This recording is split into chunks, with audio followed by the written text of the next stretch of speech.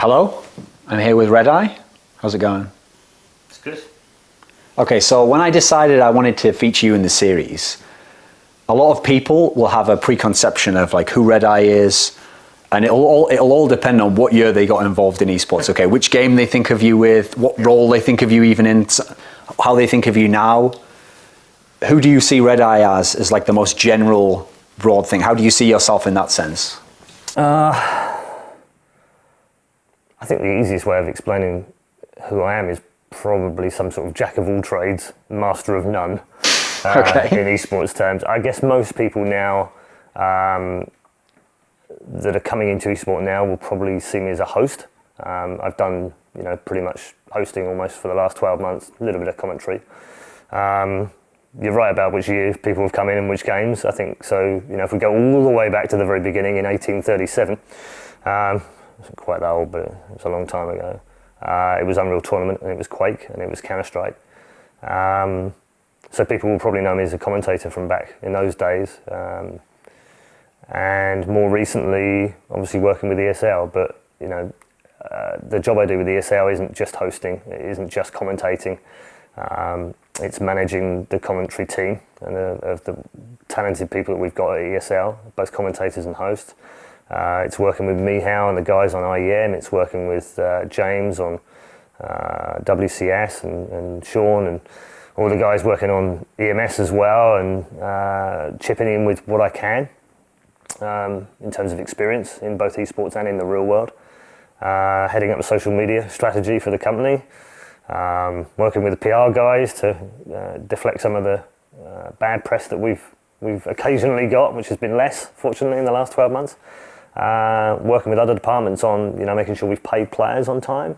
So it's a real range of skills, which I think is the only way I could explain it is jack of all trades, master of none. The place people always start with a commentator, especially like an iconic one, is always the voice. Yeah. Because people, there's a joke like if you're a radio guy, you have to have a certain voice. If you're a host, a politician, obviously. Did Redeye always have that same exact voice? Did he ever do any vocal tricks? There's none of that. It's one of the more bizarre things in that So a best friend of mine called Rich. I have two great friends who are lifelong friends that we went to school with, who I'm still mates today with, Dan and Rich. And Rich said to me a couple of years ago, I always knew you were going to be a commentator from the moment that you commentated the football when we were down the park. And I was like, really? Did I do that? I don't remember doing that, but so he saw it very early. I didn't. But now it makes sense, I guess. But yeah, I've always had this voice. It's never been, it's not a put-on voice. We've talked before we went live on the camera. I don't really speak any differently, I think. Obviously, it's slightly different for commentary and hosting it's depending on the situation. And I'll change pitch and elevation, sure. But in terms of the raw voice, it's just how I talk. It's no different. I think it's a mixture of spending summers and winters in the northeast and a little bit of time in Wales and some time living abroad and kind of mixed in, and I've kind of got one of these acceptable radio voices, I guess.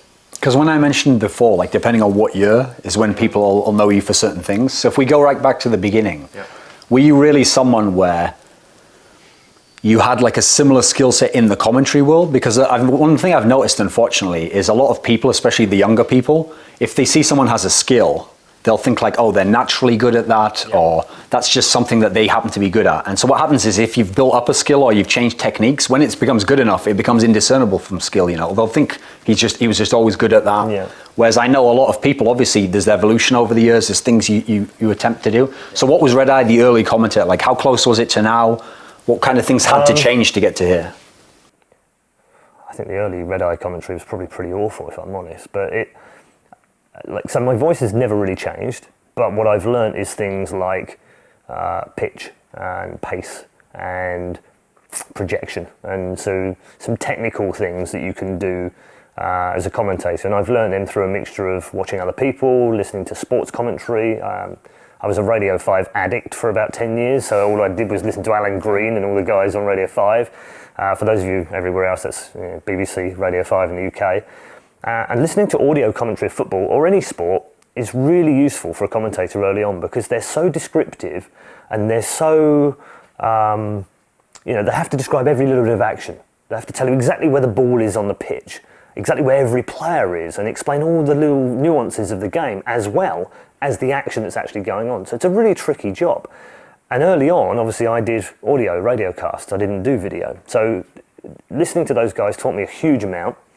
I did go back to college in 2005 and do like a presenter's course.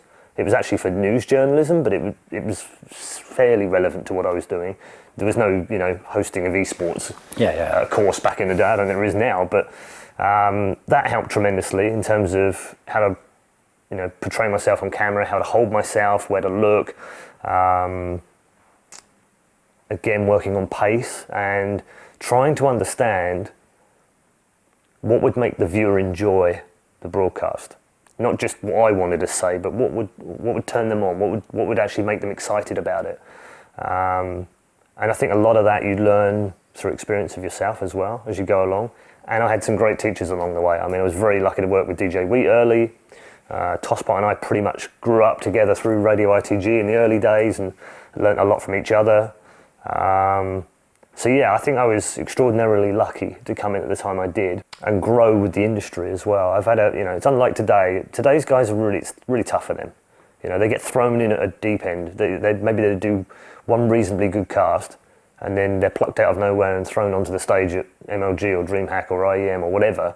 And then if they sink, well, there's always another guy around the corner. And if they swim, well, hey presto, we found a new star. Well, you didn't really, but you got lucky.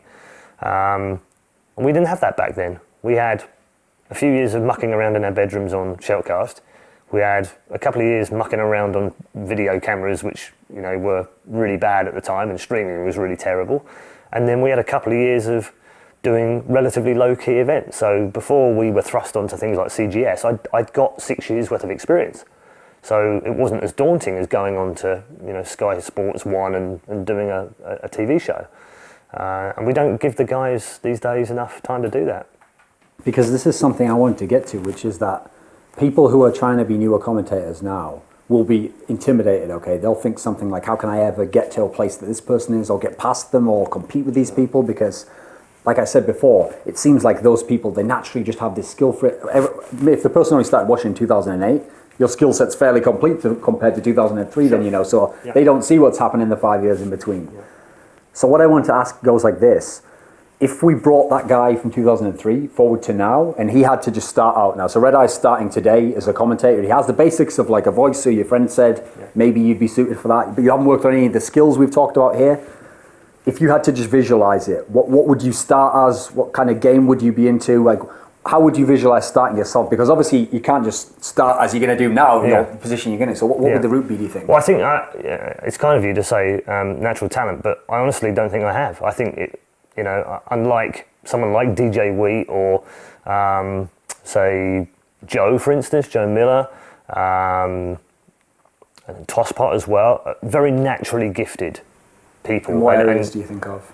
I just think that they just fit the role. I mean, Joe works hard on prep. Don't ever be fooled by the fact that Joe's lazy or doesn't work on it. He does. He absolutely does. But back in the day, he didn't. And I'm sure he will admit the fact that when he was back doing CPLs and stuff, he didn't care. He was 19. He was having a good old laugh, and it was great fun traveling the world.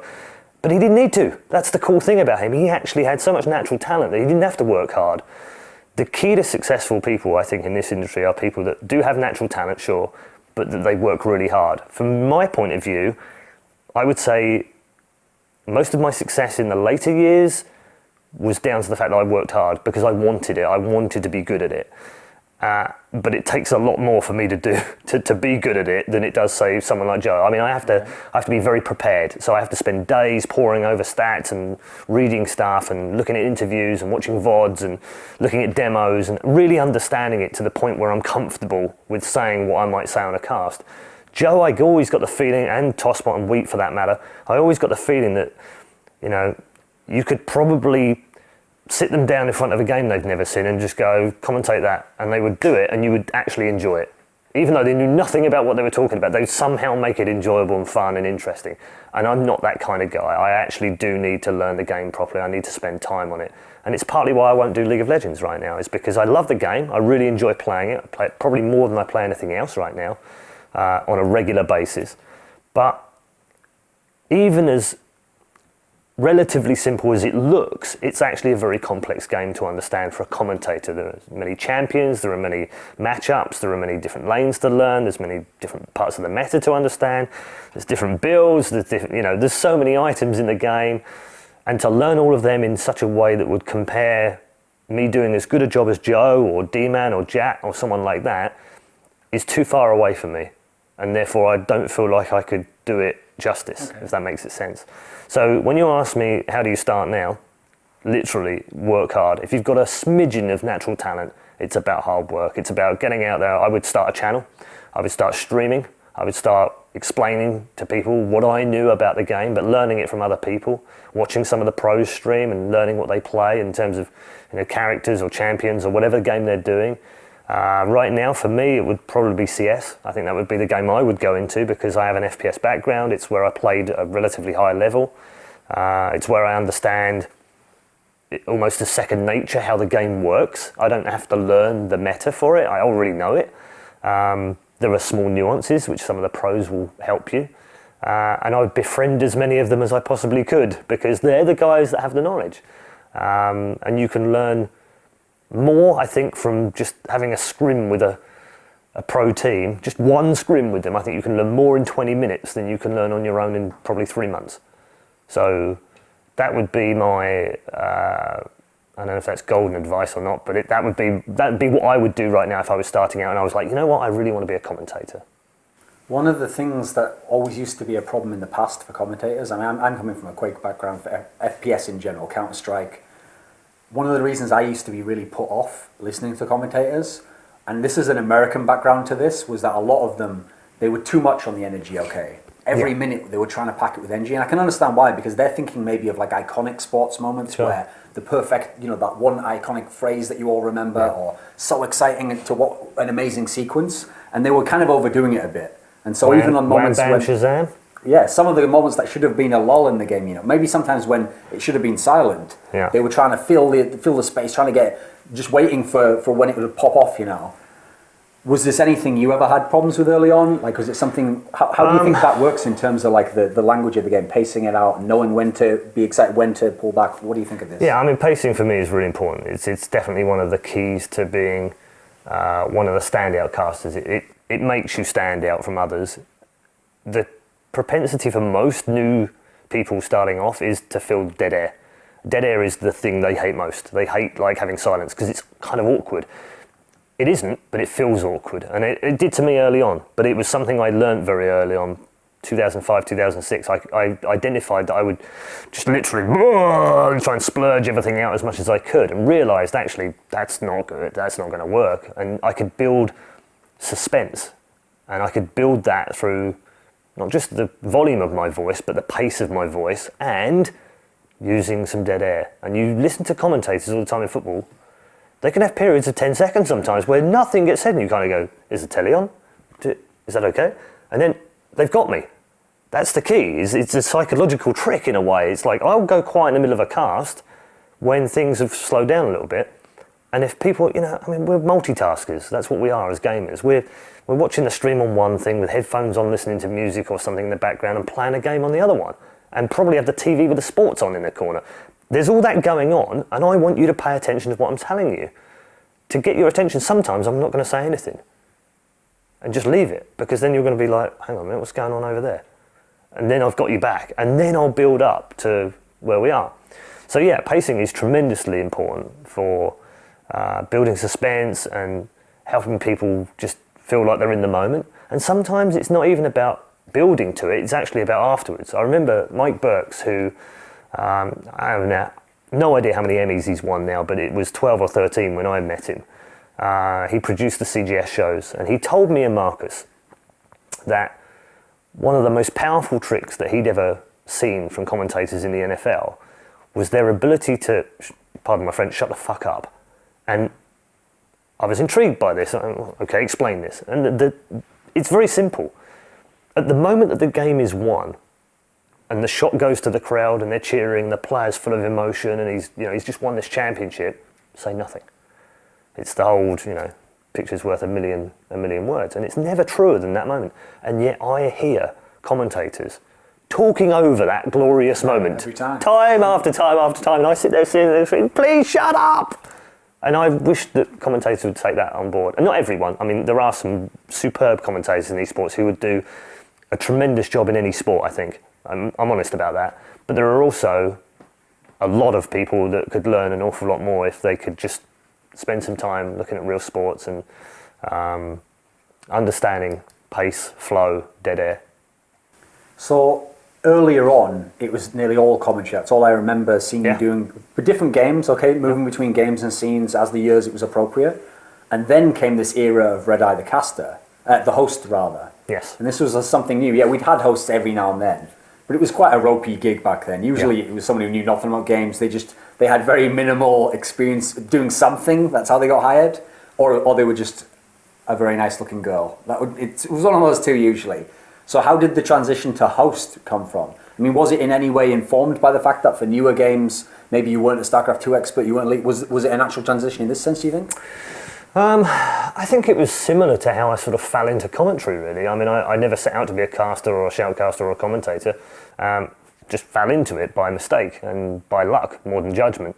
And hosting was kind of similar, other than, I suppose, the early days. I really don't understand where I started hosting, but it was definitely a multiplayer event. It was definitely the I-Series. The guys there had started building some stages. They weren't tremendously huge stages, but they were enough for someone to go up in there and basically be an MC more than anything. And it started from there, and I really enjoyed it. It was really fun. It was a different interaction with the crowd. You had to have a different set of skills, so it meant relearning almost everything I'd already learnt about commentary, because suddenly pace doesn't really matter, and it's about entertainment more than it's about knowledge or expert analysis or whatever. But it's still about, I mean, a host generally is the person that gels the whole show together. So as long as you don't make yourself the centerpiece and you're kind of, I mean, I'm not saying you throw yourself on the fire, but you understand that there are bigger parts to play in the show, and that the players are the most important thing, and that the crowd are the second most important thing, and the casters are third, and then everything else is kind of peripheral. As long as you understand that concept and you link everything together in terms of storylines and expectation levels from the person watching the show, then you can do a host job, and it doesn't matter whether you're male, female, old, young. It really doesn't. I guess having experience in esports helps. It's a lot easier to talk about things like memes and stuff that's going on in the game if you actually like the game and you're interested in the community. But in general, my transition was, I suppose, a little bit enforced by my age, if I'm honest. I'm still probably the oldest caster out there, I guess, and I'm now 42, so in our industry that's very old. But in sports commentary, I'm still quite a youngster. I could go into Formula 1 and be there for 25 years right now. But we're obviously a very young community in all games, and I'm fine with that too. I just feel like I was probably born 20 years too soon, and would like to have a time machine and be born in 1990 instead of 1971, but I can't do that. So I want to stay involved as long as I can, because I love gaming and I love esports. I feel like I can still contribute, and hosting is a way of doing that. And sure, you're right, it means that I don't necessarily have to spend the time learning a game to maybe the depth that I would have had to have done for commentary. But that's not to say that I don't still put in a tremendous amount of preparation for it, because the hosting is 60 seconds on the stage, and the preparation for that moment is a few weeks sometimes. And that, I think, is the mark of a good host as well. Someone that knows the players, understands the game, and understands the community, and then translates that in terms of gravitas and importance of what this match means to the viewer. Does that mean it's like, is it a hard transition that just it's going to keep going in this direction away from the casting? Is there like a period where you want to have casting still in for a newer game, or maybe a game that you're still learning? Is there a period whenever you want to go back to casting, like I want to just be a caster again? How do you see that? It's a good question. I haven't really given it much thought, if I'm honest. The hosting has just sort of taken over because we've been so busy with stuff, and it also allows me to spend a bit more time with the staff and work on training and technique and watching VODs with them and helping the other guys improve, giving feedback to people that we hire indiscriminately across different events. which I also enjoy. And I also think that it's, and this isn't some sort of magnanimous statement, but I also think it's time for the younger crowd and the new guys to step up. And specifically in CS, I think you probably have noticed I've not retired from commentating CS, but I've definitely stepped back, and that's been a conscious decision. Because I want the new guys to have a chance. And I feel sometimes, and again, this isn't big-headedness, but this is just how the community react. You know, whenever you see a poll out there and there's a big tournament, like, oh, we want Joe Miller, we want redeye, and it's always the same poll. And I'm really grateful that the CS community love us so much for that. But at the same time, we also need to move on, and we also need to give some of the other guys a chance. So I'm really pleased that Anders has come through and is now a really popular caster. I'm really pleased that Semler's getting involved, has now got some credit. I'm really pleased that Lauren, for instance, has been doing more CS and getting credit for it. And the same with Jason. And it needs more of those people. And I feel like if I just keep my hand in and keep doing it, I'm kind of inadvertently stopping someone getting on and doing it as well. So I haven't necessarily retired from CS, and I'm never going to say the whole, I'm never doing CS again. Sure.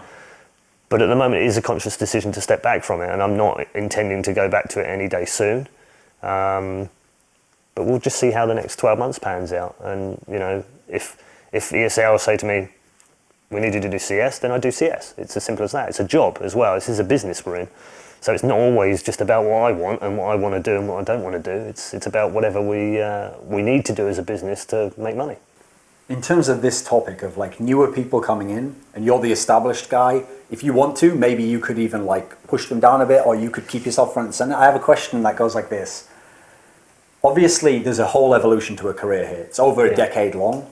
If I said there was a period in time where, for whatever personal reasons they'd have to say this, there were people who felt like you personally and that group of established people, sometimes maybe in a scarcer world, they would try and like keep things to themselves, or they would try and establish something and kind of like leverage that position to something better for themselves if there was like someone else who was vying for that spot. Were you ever in this sort of a position? No. Are there things you've ever had to experience like that? Honestly not. I know the old boys club story. Sure. I've heard it several times from several different people. Did I compete for other jobs? Yeah, sure, of course I did. I mean, I wanted to go and do WCG. I wanted to do ESWC, and sometimes I won, sometimes I didn't. But I would never collude with anyone. I don't think I've ever colluded with anyone.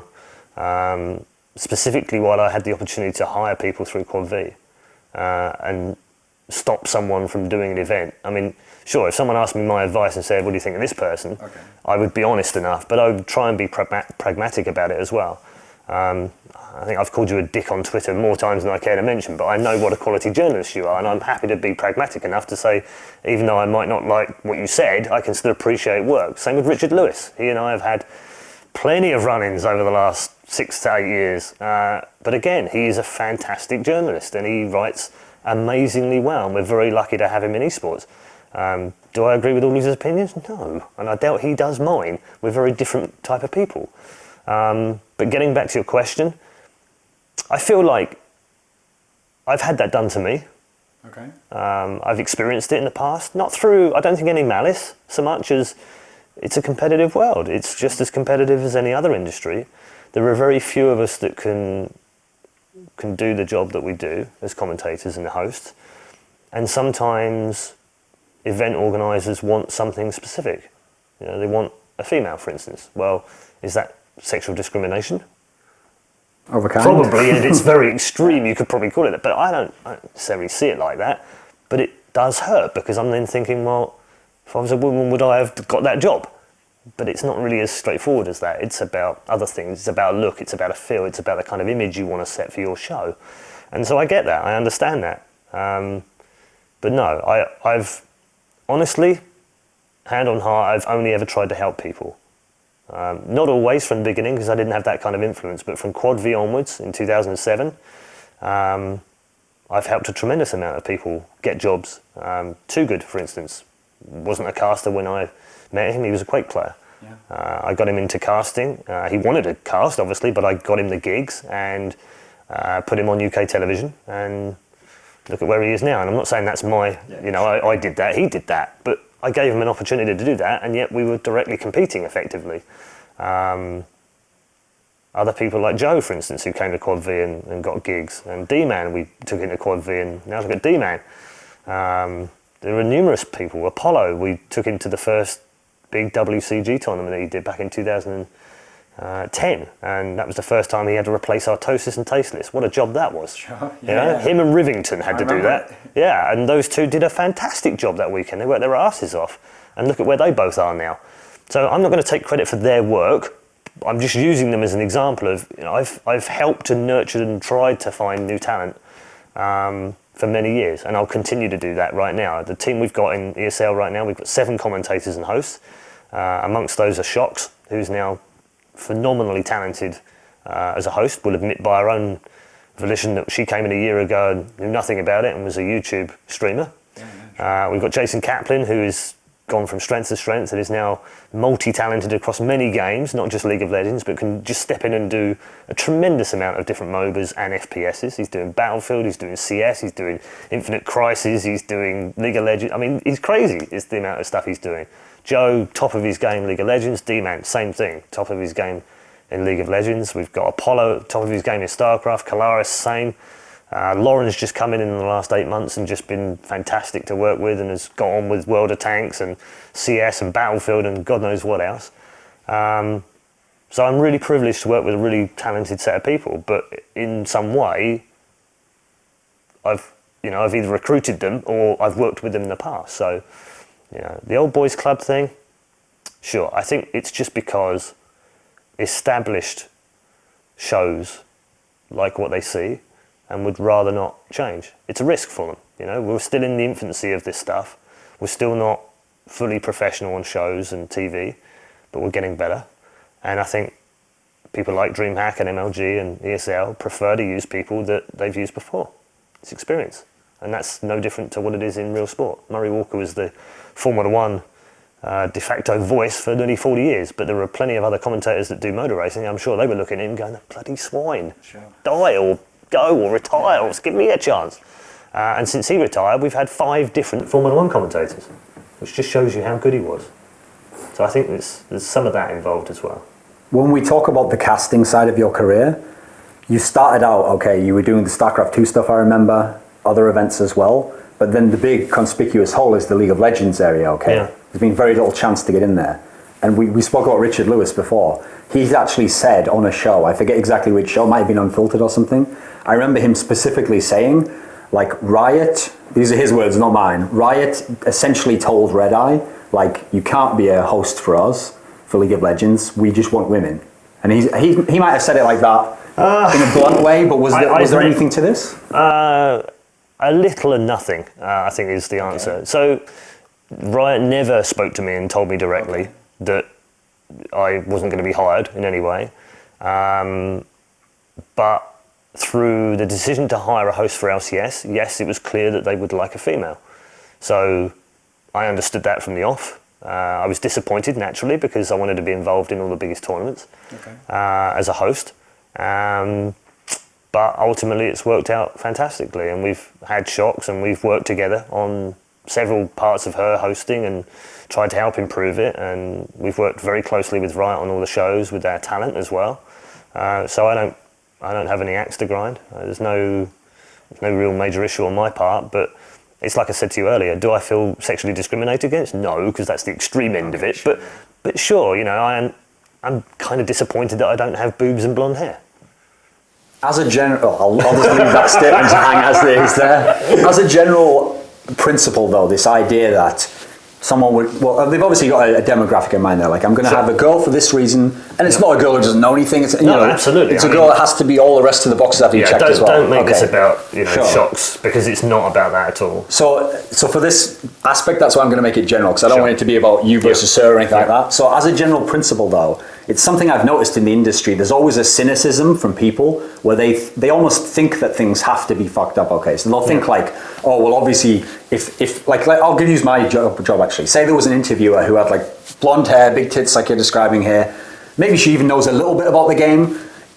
Compared to a guy who knows nothing and he's just starting out as an interviewer, he doesn't have much skills either. I've no doubt between those two, she's probably going to win out. She'll have natural advantages. Okay, but I wouldn't be worried that she's going to take my job tomorrow, Because they're not going to go like, oh, even if she has an advantage there, like that'll be more attractive. They're not going to go like, oh, well, all these things that you have that we have a value to us now mean nothing in comparison to that. Yeah. So I'd hope in this area of hosting rather, that this will be true as well. Like even if initially now they're going to hire the woman to do that, in the future we'll have people who are veterans and older, and there are guys as well. They're just experts. We'll have these people. I think just to make it clear, Riot didn't hire Shocks. Okay. ESL did.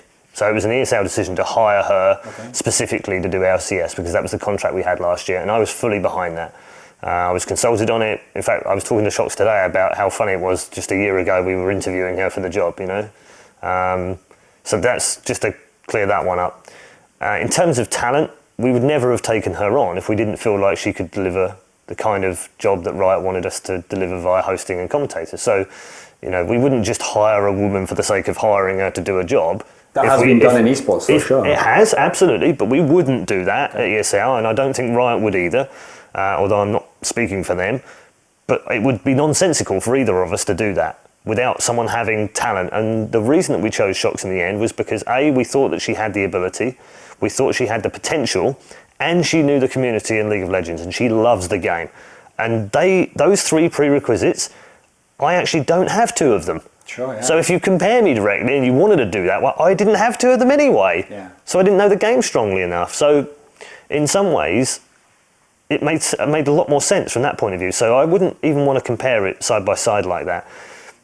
Are people hired because of demographics? Sure, and there's nothing wrong with that. That's no different to any other industry. If you want an image and you want a specific target audience, then you hire the right people for that target audience. I totally get that. You know, Bruce Forsyth's great for Strictly Come Dancing, but he's about 153, and I probably wouldn't be a good host for Strictly Come Dancing.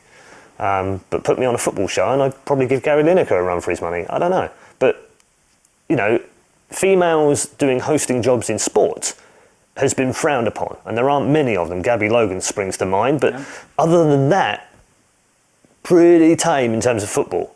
And that's taken a long time. That's taken us 50 years to get to.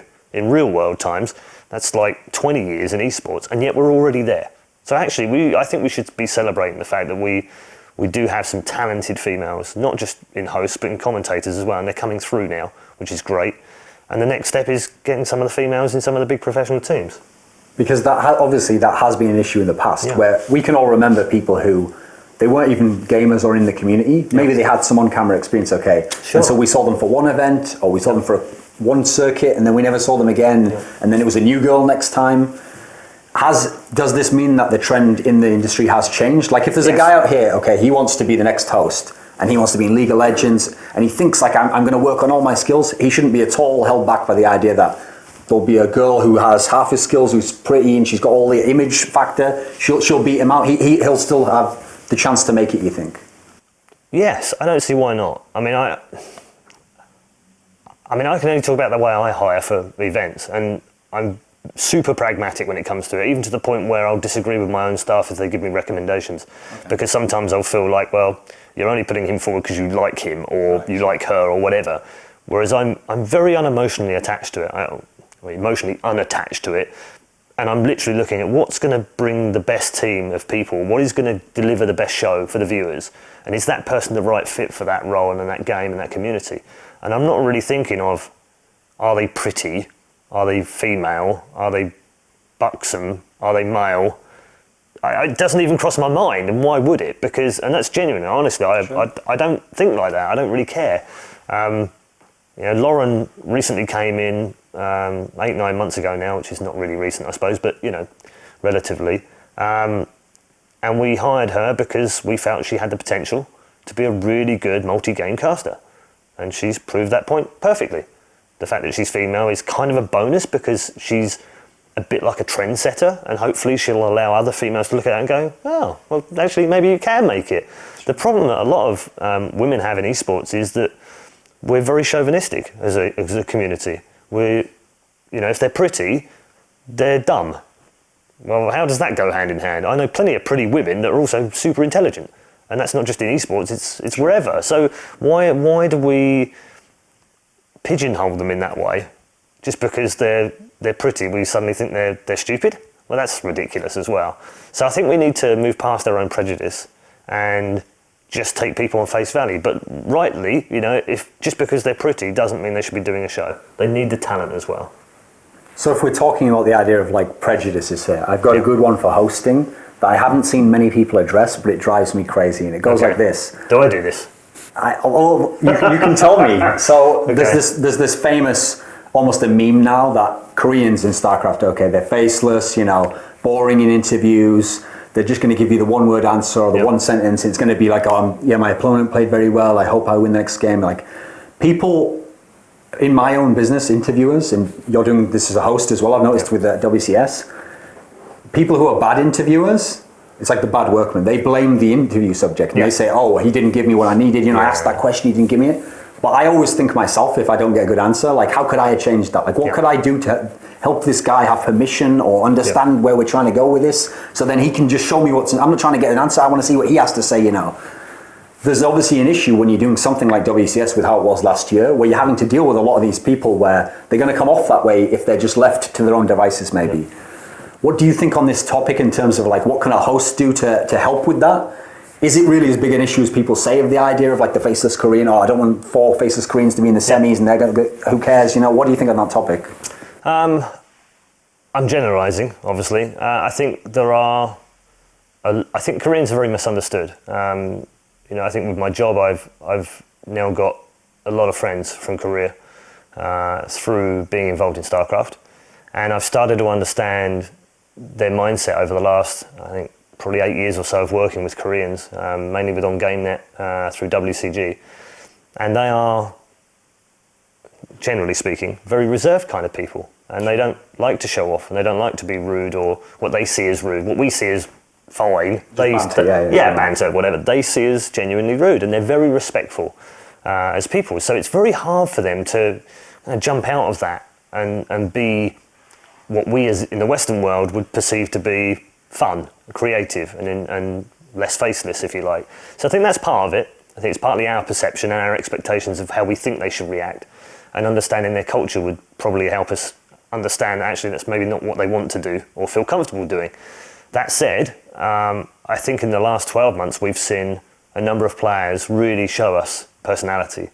Hyun in New York, fantastic. I mean, you know, if you can't look at that and smile, you obviously don't love StarCraft, because that was tremendous. It was great fun.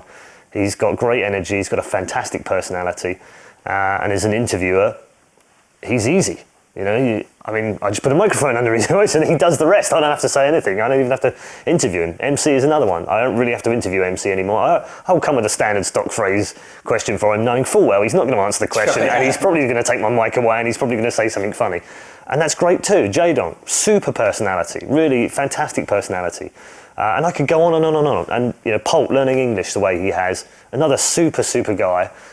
Hero, even though he doesn't speak any English, even through translation in Singapore and in Sao Paulo, you can see what kind of personality. He never stops smiling. He laughs about everything, enjoys every moment of it. And I want to see that. I want to see him do cartwheels over the front of the stage. I want SOS to come out and thump the air and jump off the ground. I love seeing that stuff. And I think the Koreans are starting to understand that endears them to Western fans and are starting to come out of their shells. So that's part of the point. Getting back to the questioning, sure, I mean, the answer is only as good as the question you ask. It really is.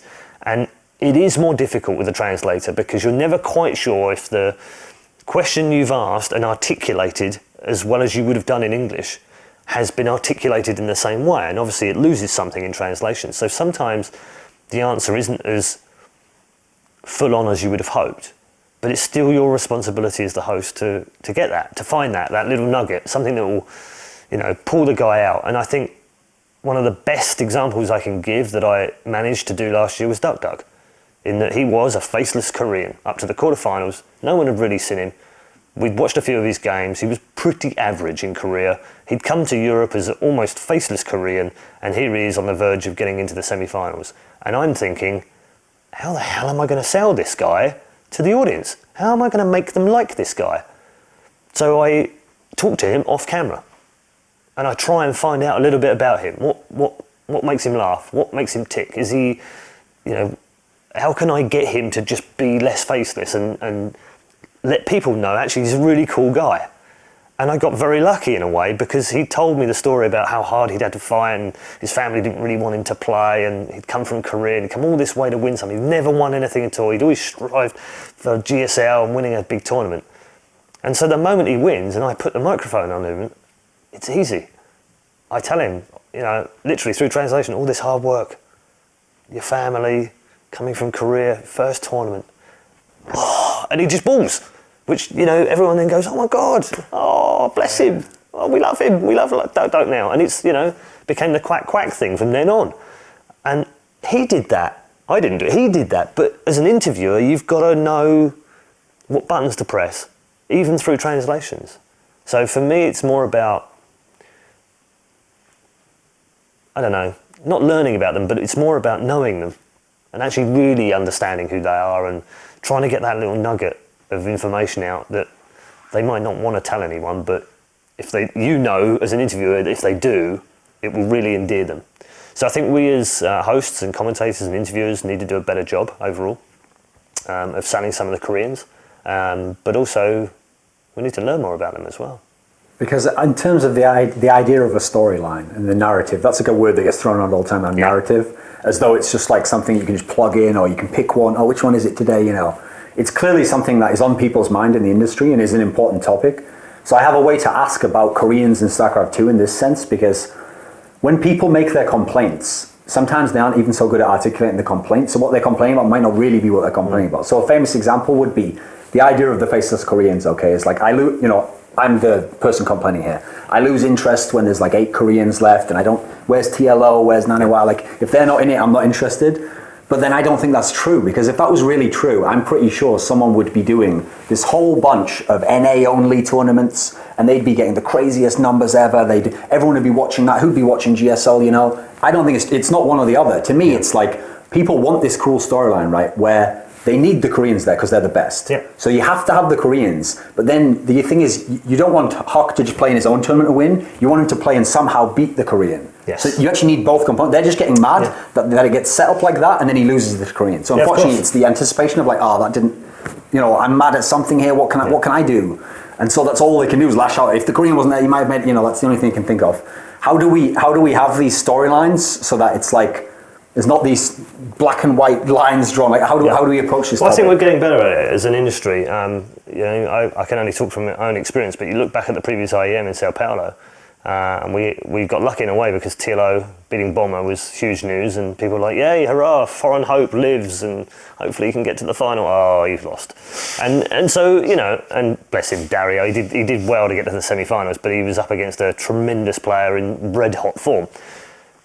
But it's down to us as tournament organisers, as hosts, as commentators, as story writers, as journalists, to tell the stories as to why we should like those players and why, it almost doesn't matter where they're from. I mean, it really doesn't. If you look at the storyline that we got very lucky with at IEM, it was about Hero and MC becoming, who would become the race for 2, who would get the first double IEM win. If it was Hero, it would be 2 in a row, which would be unprecedented, never happened before in StarCraft. So cool storylines, nothing to do with the fact that they were both Korean. And for the first time in a while, actually, last year seemed to be, community-wise, less about, oh look, it's 8 more Terrans, 8 more Terrans, that would be fun for me. Yeah. 8 more Koreans in the quarterfinal. It started to disappear. I don't know if it's because we got better at telling stories about the players, or that we got better at explaining who they are and making them less faceless, or not. I don't really know. I think we'd have to ask the community that. But genuinely, I do feel like in the last 6 months, it's not become as much of a problem as it was maybe 2 years ago. Because in terms of the storyline, like it's a bit like with interviewing, there's talent to developing it. Yeah. You can definitely influence it and pick things apart and pace it very well. But obviously a storyline has to be there to some degree. Yeah. And so that can also be like, maybe you need to do something before an event to set up a storyline. And so I'll give you a quick example, which is, I don't think the DreamHack for CSGO would have been as big if you hadn't had the perfect scenario of like, okay, Nipple winning everything, then just before that event, suddenly very games. So like, it's almost like the plotting, if that was a show, was like, very well done, guys. Like, you got the story, but it wasn't done that way. You just had to notice it was there. So for StarCraft 2, people have had this problem now where they say, like the same industry sort of talk, oh, it's saturated, you know, there's a tournament every week, why do I care about that? Like, I'll watch GSL if it's the best, or I'll watch this one tournament if Naniwa goes far, but otherwise, like, I'm not going to be into it. Yeah. And so this is where you come in, because there's this notion that someone has to do something different in StarCraft 2. We have to try something different. And so, for good or for ill, we all know at this moment, you had this idea for the winner takes all. Yes. The 100 grand, second place, third place, great tournament, guys. You get nothing. Goodbye. The winner takes everything. Like yes. The weakest link. You know what was the thinking here? I mean, you know, I guess it will be termed as genius or fool, won't it? Once we've seen how this pans out, I'm not worried about it. Before the IEM season kicked off, season 8 last year, we sat in a room with some very smart people and brainstormed some ideas about what we wanted to do, how we wanted to change it, what changes we could do, what we couldn't do, what stops we were going to go to, and how did it look. I mean, to start with, before Katowice last year, we were just like, okay, it's CBIT, that's the world final then, that's good, let's work back from there. And then we started discussing, well, you know what, Katowice was phenomenal and the crowd were tremendous. Imagine that was the world final. Maybe we could move it a little bit, or maybe we change the season. And we brainstormed a lot of things like that. And one of the questions in the meeting that Michal raised was, what do we do to stand out? How do we make IEM different, special? How do we do that? It's just an open question to the floor. And I think I might have said something like, I think you guys are probably going to kill me for saying this, but how about we do winner takes all 100 grand? What was the initial reaction when you said that? No one rushed in, oh, what a great idea, yes. No, I think there was a lot of cogs turning at the time. People were like, and I think the general consensus was, that's bloody risky. That's kind of insane. But actually it's quite cool too. And the more we discussed it and the more we thought about it, and as I said, with a room full of very smart people, way smarter than me, who came up with objections, and we batted them back again and said how we would deal with them. And I think we discussed hundreds of scenarios of what this could mean for players, for publicity, for marketing, for mainstream press, for gaming press, for the city of Katowice, for the IEM brand, for ESL, for Intel. We really did look at almost every angle we could think of. And it took 8 months to make that decision. So it wasn't something that just got made overnight and we went, yeah, let's do that and not tell anyone. We genuinely have been talking about it for a very long time. And ultimately it's Michal's decision, along with Intel. And he pushed the button and said, let's do this. So, it's a difficult world we live in, with the business hat on now, not with my hosting hat on, but it's a difficult world in that we, as a company, need to stand out. We need to excel, and we need to show people that we can do fantastic tournaments. And I think we did that in 2013. But, now, in terms of StarCraft, WCS is king, and rightfully so. But it's also the way that most StarCraft pros are now going to make their living, through a mixture of that and income from sponsors and teams and what have you, and that's their bread and butter. That's what they need. WCS is here to support the scene effectively. And IEM is, and has been for a very long time, doing that job, along with MLG and DreamHack and what have you. But that's not our responsibility. Our responsibility is to Intel and to our partners and to our sponsors, and to deliver a great show. And we think that doing a winner-takes-all tournament like that will do that. Am I sympathetic to the players' ears? Absolutely. Yeah, I would be furious if I were a player, no doubt about that. But I think they also understand the business side of this business as well, and understand that we need to stand out, and we also need some mainstream press and some exposure for StarCraft because it needs it. Simple as that. As it stands right now, because we can't know how it'll turn out or what the reaction will be, do you get a sense for, like, is this really just like a one-off risk? Like, does this just happen once and either it's like the one cool gimmick that, hey, remember that time someone won 100 grand? Is it something where it could be a feature of the future for ESL? It's something where other people would try it as well? Or do you think it's just a one-time only? What's your sense, do you think? I don't know. Honestly, I don't know until we've gone on the other side of this and figured out what sort of final we have and what sort of coverage we have and exposure that we get from it. I personally don't think we'll do it again. I think it's a very much a one-off. If it's massively successful, then I think there is an argument to say, well, if you have success, then replicate it. But this is different. This is a different kind of success. If it's a success, it'll be that because it's unique. And I don't think we could do the same thing again and have the same amount of success. And I don't think anyone else could either. I don't think if suddenly all the tournaments went, well, that's all right, then we'll all do it. I don't think that's going to work because then it's just the same. We're all back to being exactly the same again. But I would hate to speculate on whether we would do it again or not from an IEM point of view because A, that's not my call personally, and B, we've already said, as far as we're concerned, this is just something we're doing for this IEM. As a general trend though, it's going to stand out as like an outlier against the industry right now because especially the last few years, there's been a lot of like homogenizing going on and people actively trying to get like, okay, here's the WSS circuit. It'll take all these different leagues in, standardize all the way it's done. And so the idea was, understandably, like let's make it so it's easy for the viewer. So if he watches WCS America and now he watches Europe, he knows exactly where he is, what's going on. That all makes sense, okay. Yep. And we want a set calendar and we want pros to know where the money's going to come from, what day I have to win a match on. Not like the old Wild West of a tournament all the time. But one thing it feels like we might have lost from the old days that I always loved was if I saw like CPL, World Cyber Games, ESWC, these tournaments couldn't all be more different on every level. Yeah. Games run, the country, the structure. And okay, that meant it was very hard to be a team that won CPL, that won ESWC, because it was so different, the different environment. But as a fan, that kept it very vibrant, like the variety was there. So do you think, not necessarily a winner takes all each time, is there going to be some of this involved in the future, do you think? Like we'll have the overall trends of these leagues all the same? Do we need things that are like very different every now and then? Should we go to like real sports where it's the same league every year? Yeah, I think the tennis analogy is probably most apt for me in terms of a circuit. We don't have it's not like Formula One where it's prescribed 19, 20 races and you go to a specific country every 2 weeks on different tracks. It's not like football where it's very structured over a whole season of leagues and cups. I think we're very, indisciplined when it comes to that. But I kind of like that too. I like the fact that we never quite know how many tournaments we're going to have at the start of the year. It'd be great to have a calendar, wouldn't it? And be able to say, we're going to do that in August, that one in October, and that one in. That'd be awesome. But we're not. It's not that we're not organised. It's that the way that we've built business models in esports doesn't allow us to plan much more than 6 months to a year ahead.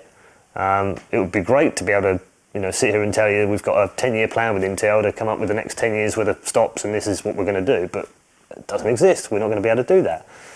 It's unrealistic. But we're closer, I think, to golf or tennis in the real world.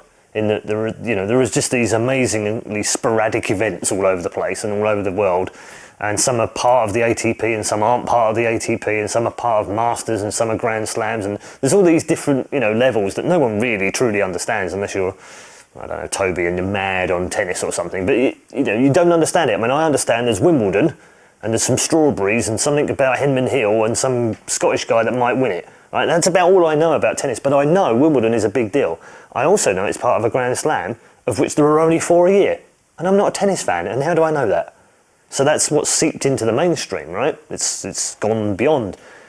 I couldn't tell you whether there was a tennis tournament last weekend or where it was held or who won it, but I'm sure there was. And I think that's kind of where we're going with esports. I think there is an element that, the MLGs and the DreamHacks and the IEMs and what have you are kind of like the Grand Slams or the Masters. And then there are others that, will organise more local tournaments, more North American tournaments or European tournaments that may be on the next level. And then there are other tournaments at LANs, bring your own computer LANs all over the place, where you can turn up, bring your computer and plan a tournament. And that's cool too. But it's not a pro circuit. It's not part of a system as such, which means they can do whatever they want. They can have their own rules. They can have their own funky winner-takes-all thing if it's 200 quid and, beer down the pub or whatever afterwards. They can do that if they want to do that. And I don't think WCS stops that. I think WCS allows people to go and do whatever they want in terms of their own tournaments. But if they want to give points away, then yeah, they've got to match a kind of circuit set of rules, which I think is great, because then we're back to ATP. You know, Grand Slams and ATP, and that's kind of cool. But that doesn't mean that the $1 million Dubai Classic that they hold every year and give them away $1 million is any less relevant. Even though it doesn't give ATP tournament points and doesn't have ATP associated with it, and it's not a Grand Slam, it's still a cool tournament. And so I think there's room for everyone. Let me tie together a few of the things we talked about here and paint you a visual picture of the future, okay? So at the beginning of the interview, we started with young Redeye, Yes. so a long time ago. He was this fellow, I said he had the voice, okay? That's what the first thing people noticed. He had the voice, he was doing the commentary. It was all audio initially. We're moving forwards through time, and now we're getting to the voice is no longer just commentary. It's like there's hosting, there's presentation, there's showmanship element. Doctor Who okay. like episode now. We're going forwards again in time, and now suddenly he's not just a host, he's not just someone who knows about the game. Now he's having input in how tournaments run, he's having an idea. Assuming the stall doesn't go terribly and next year you're back just CSL going. Assuming that doesn't happen, okay, you can see that. Now you're in position to help other casters, you can give them advice. Now sometimes it maybe doesn't even make sense. Like if I don't know this game and I've got a talented person here in this game, why don't I help them become a caster? So as this trend goes, it would seem like one day, okay, will we no longer see Redeye in front of the camera? Will he just be an ideas man? Will he be running ESL? What do you see in this sense? What's the trend there, do you think? Is it a trend going somewhere? I don't know, maybe. Yeah, maybe. I haven't really thought about it. I'm very much... I'm always an optimist as well. I think Richard will tell you that. Richard Lewis will tell you I'm always an optimist. It's probably why we're a good yin and yang or something. But anyway, I don't have any plans to retire. I think we all try and retire from this stuff far too quickly sometimes. I've had a couple of moments where I've thought, okay, that's it, I'm done. Mainly due to real life or family. But I genuinely love this industry. I love working in it. I enjoy almost every moment, not every moment, but almost every moment of being involved in tournaments and games. I don't really see a day where I need to retire. I mean, you know, Murray Walker was 80 before he stopped doing Formula One. I'd be thrilled if I even make it to 80, let alone still be commentating on esports. So I don't really see that there's any age cap or anything that would stop me carrying on. I do get a lot of ageist abuse. Okay. Which is, you know, I'm okay with it. I mean, sometimes it's annoying and irritating and I do get a bit fed up with it, but most of it's just banter. And most of it comes from being the elder sportsman, you know, the elder esports guy in esports. And there's not many of my age that even know that esports exists, let alone are actively involved in it. So I take that with a pinch of salt. But I think if it ever got to me seriously, I would probably consider stepping back out of the limelight. But that said, there is nothing quite like the adrenaline rush of standing on a stage in front of a few thousand people and hundreds of thousand people watching back at home and helping them, even a small amount, enjoy something that you also enjoy yourself and enthusing them about the stuff that you're really enthusiastic about. You know, standing in front of the crowd and introducing Jaedong and SOS for a BlizzCon final and knowing there's a massive amount of money on the line, it's the World Championship final, one of these is going to be crowned the world champion, that excites the crap out of me. And it still does. And so as long as it still does, I'll still be stepping out on the stage for hosting. Commentary, I have no real plans to retire from it, but it's just situation and circumstance that's meant I've done less. I'm sure when Heroes of the Storm comes out, I'll be all over it like a rash. And then, you know, if I'm any good at it and still okay at commentating, maybe that'll be my game. I don't know. I'm definitely looking for a game though. I definitely need a game that I can really be passionate about and enjoy. I've done lots of games over the last 12 years. I've done mobile games. I've done games I've really hated. I've done games that I've really not enjoyed at all. And I've done them not because I'm a sellout, but because I needed to make money, pure and simple. I have a family and I needed to support them. So I'm not ashamed of the fact that I've done some games that I'm not particularly proud of or enjoyed being part of, but that's part of being a commentator professionally. You have to do stuff that you don't like. I'm now in a very luxurious position where the hosting is the stuff I need to do. So if there's a game comes along that really bites me and really grabs me by the balls and I become super enthusiastic and passionate for, then I'll jump all over it as a commentary. And I'll get in at the start. Because I think now it's hard. It's hard for me to get into StarCraft and do StarCraft. There's so many great casters out there that I'd be competing with that I would have no hope of being anywhere near as good at. And I suppose part of it is the ego, in that I think back in the day, whenever I heard Wheat for Quake 3, I would always be super competitive and think, I can commentate this just as well. Okay. Naive idiot that I was back then. But I think you have to have that as well. I think you have to listen to someone and go, God, this guy's terrible. Even if he's not terrible, you're thinking, sure. I could do so much better than this guy. And then actually, go on then, give it a go. See if you really can be better than this guy or as good as this guy. And I need that. I need that competitive side of me. And right now, I don't feel like I could go into League of Legends and go, I could be as good as D-Man and Joe. I don't feel like that. I feel like they're on a level I can't reach. StarCraft with Apollo and Artosis and Kalaris and all the other guys that do it. I mean, it's such a deep field of commentary that I don't feel I could match that. I don't feel like I can sit there and go, I could do this game so much better than you. I feel like it's really great commentary. But if I feel passionate about a game and then I find actually the commentary is dull as dishwater, then I'm going to do it because I want to show people what you can do and hopefully do it to the best of my ability. I don't know if that answers your question. I've gone around the houses a little bit. Yeah, a little bit. I think we got there. As a last topic, a thing I always like to do, is I like to use reference points. Like I maybe do it too much. I maybe give too many analogies sometimes because I get too into it. The reason why I like to do it is because I like the idea that if the person doesn't necessarily understand the thing you're talking about now, through explaining how you think about the other thing, your own criteria, they'll start to see like, oh, well, since I know like that movie or that thing, now I'm starting to see how that translates over here. So I wanted to do this as a last topic with you. So it's going to go like this.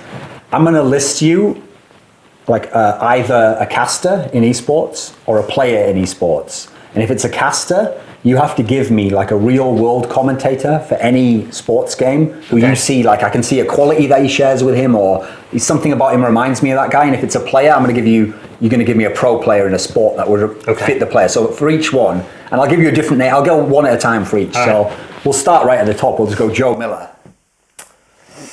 Sid Waddell. Okay, who is this for everyone who's watching? So he unfortunately departed last year. Was my favourite darts commentator. He was the he was the best ever. Would just come out with these cracking lines that you just wouldn't expect him to come out with.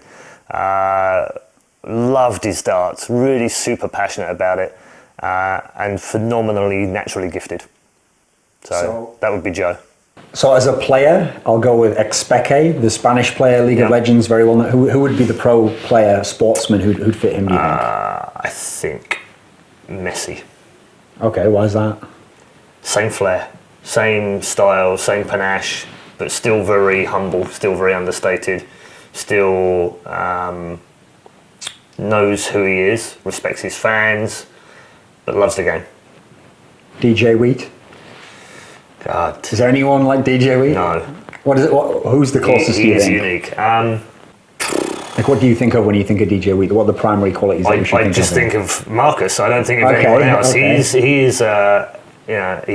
so unique. I don't think there's anyone in the real world of sports that could do the amount of games that he's done as well as he's done them over the years, and still be, again, incredibly naturally gifted. I mean, if I rate him amongst all of the people over the last 12 years, he's number one.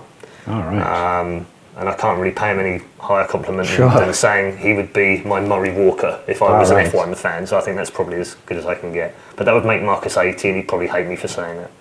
Okay, MC. StarCraft player MC. MC. Who would MC be? Crikey. I think he would be Joey Barton. I wonder if he'd like that. What about him is analogous to Joey Barton, the football player in the UK? Just that he... I think he's more intelligent than he lets on. Oh, okay. So kind of opposite maybe Joey Barton. I think most people that watch Joey Barton play would think he's just a bit of a thug. Anyone who watched him at Newcastle would anyway. But actually he's super intelligent if you ever read any of his Twitter stuff, although he's a bit off his face as well. So I don't know. Maybe that's an unfortunate analogy for MC, but I see MC in the same way in that they're both professionals at the top of their game. They're both very intelligent, both smart, but they also know exactly how to win over fans. D-Man? D-Man. I think D-Man would probably be my John Motson in terms of he can articulate in such a way that makes you interested even if you're not interested. John Motson had a similar effect for me in the 90s, the 80s, in that I could hear his voice and know that the game must be worth watching. All right. And D-Man does that for me. If I hear his voice, I think, who's playing? I don't think, D-Man's commentating, so I should tune in. But I hear him and I go, who are the teams playing? It's kind of like the other way around. So yeah, he would be my John Motson. So Get Right, Swedish Counter-Strike player. Get Right. Flamboyant. Leery. Risky. Hard to predict. Has to be Ronaldo. Okay. The Portuguese one, we're talking about here. The current not the fat Brazilian one. Okay, fair enough. Just to clarify. So here's one that these are all. A lot of these were within your wheelhouse. I'm picking here, so it's people you're going to know. But Jat. I mean, I know he's not someone necessarily you've had that much direct contact with. He's on the other side of the pond, but he's like a newer school people. A lot of people are impressed with him. So what about Jat? Is there someone who comes for him? Jat is kind of remarkable, actually, when you think, he was a player, has brought that knowledge with him of the game and of the meta, but has translated it in such a way that actually makes him a consummate professional as a commentator or as an analytical host or whatever you want to call him. And is one of the few that has done it to the kind of professionalism that I don't think we've seen in esports. I mean, no disregarding to any of the players who come on and do colour casting, they do a great job in terms of, I understand more about the game when people like St. Vicious talk about the game or when Crepo talks about the game. I totally get it. I'm like, that's smart as hell. Why didn't I think of that? Totally get that. What those guys haven't got is the ability to deliver it the way that Jat does. He's got a very TV-friendly, professional delivery system, and he's learned that incredibly fast. I don't know if he went off and trained for it or, he got John Madden round for a couple of weeks and slept with him or something. I don't know what he did, but whatever he did, it's brilliant. Nanawar, Swedish StarCraft 2 player here. Nanawar as a sportsman. I'd probably go with 1998's version of David Beckham. Okay. Loved and hated in equal amounts. Always talks first without engaging his brain. But sublimely skilled, remarkably talented naturally, gifted, but also has a propensity to fuck up at the last moment and not bring it home. So, yeah, he would be my David Beckham from '98. Artosis, StarCraft 2 commentator, famous for GSL. Absolutely. Dan is the benchmark for commentators in StarCraft 2 right now. He blends the perfect amount of fun and professionalism with knowledge of the game. He will just drop stuff in and you'll just be like, oh my god, that's amazing. How did he get that? And he'll produce things alongside anyone, not just Tasteless, but alongside anyone, Nathanius, Kalaris, Apollo, that is just absolutely on point. And he rarely gets it wrong, apart from his predictions. Because his predictions sometimes are a bit fluff. So who's that going to be in the sports world then? It's got to be someone big if it's going to set the benchmark. Which sport are we thinking of here? It's difficult because most of the people that watch this will probably be like, who the hell is redeye on about? These British TV Okay, they can look them up, Google them. I would say Artosis is one of the few that transcends sports commentary, so I would make him the Water Cronkite. Okay. That's kind of as high as it goes in terms of TV presenters or personalities or commentators of any kind.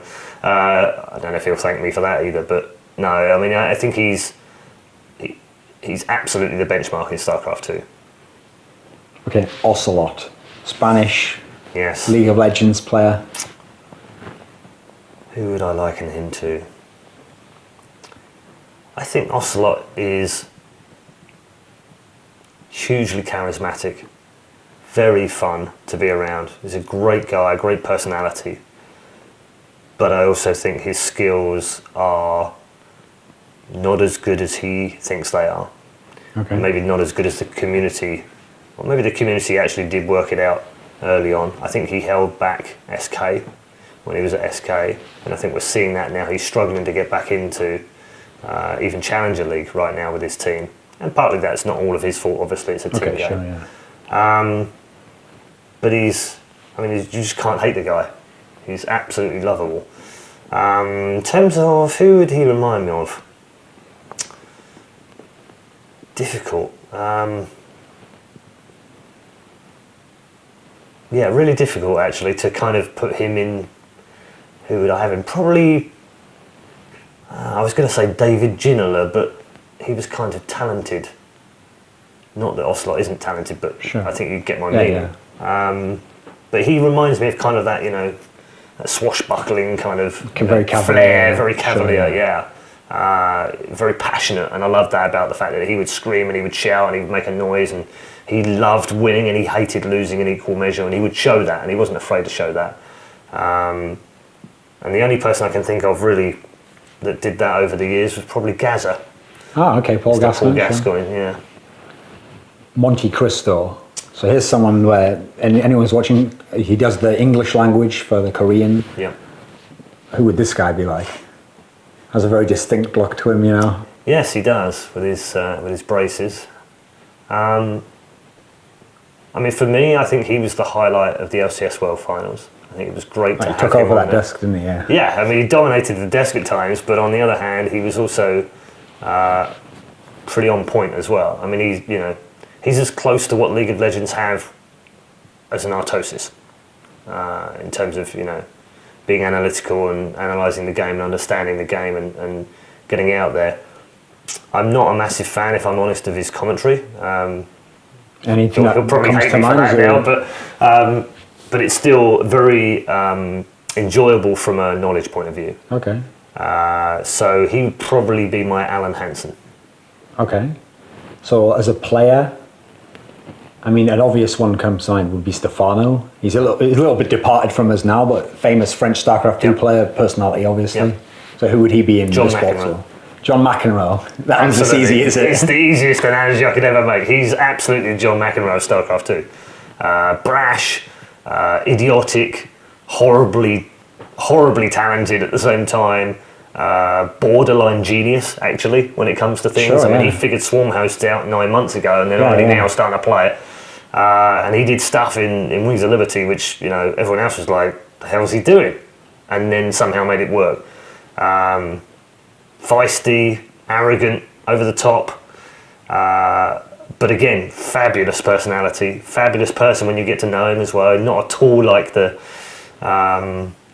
public perception of him is out there. Very different guy when you actually get to know who he really is.